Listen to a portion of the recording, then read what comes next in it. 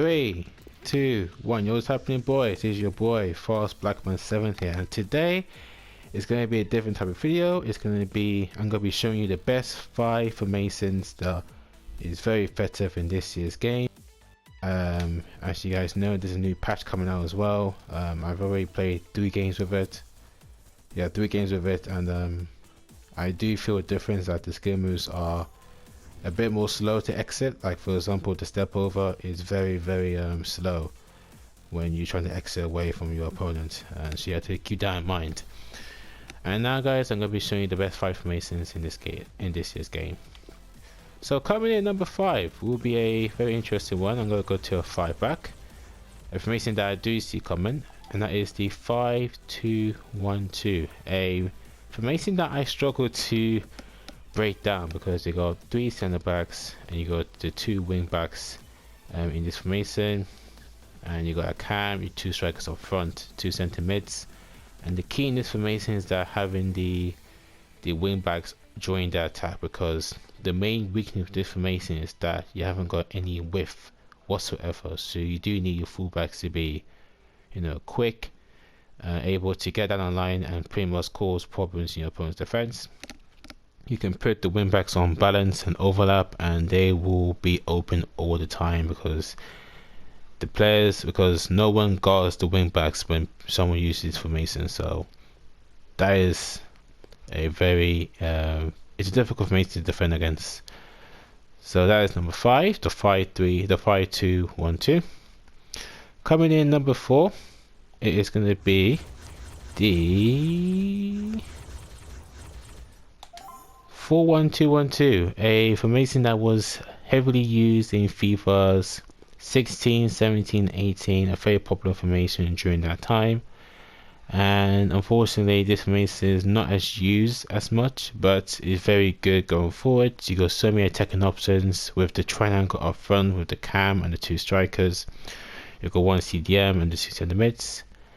And the weakness in the formation is that it is very narrow, and you get stuck into the same patterns of playing it tiki-taka, and your opponent will be able to read this. And if you come against a 4-4-2 and using this formation, you will be exposed down the wings, so you have to keep that in mind. But it's very good for attacking. Defensively can be a little bit questionable. Coming in number 3, it's going to be the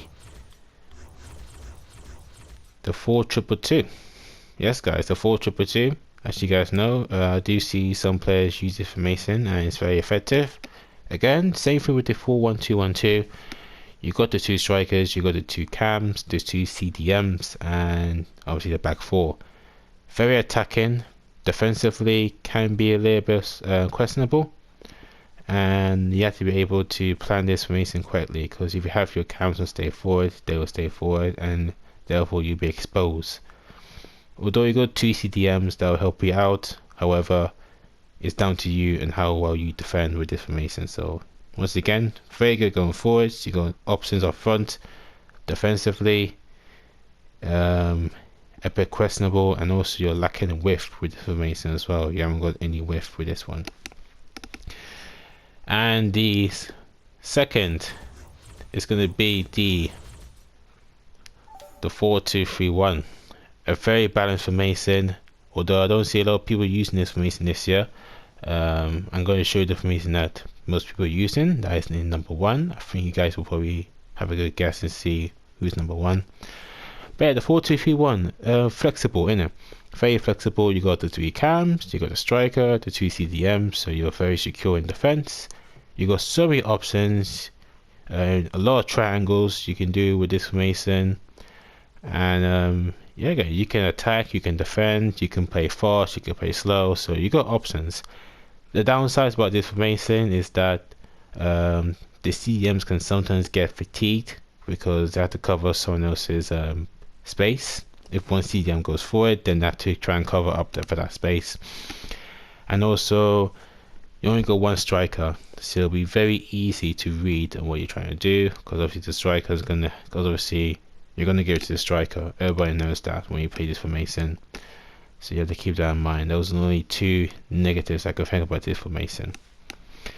And coming in number 1, there's no surprise, it's going to be the dreaded.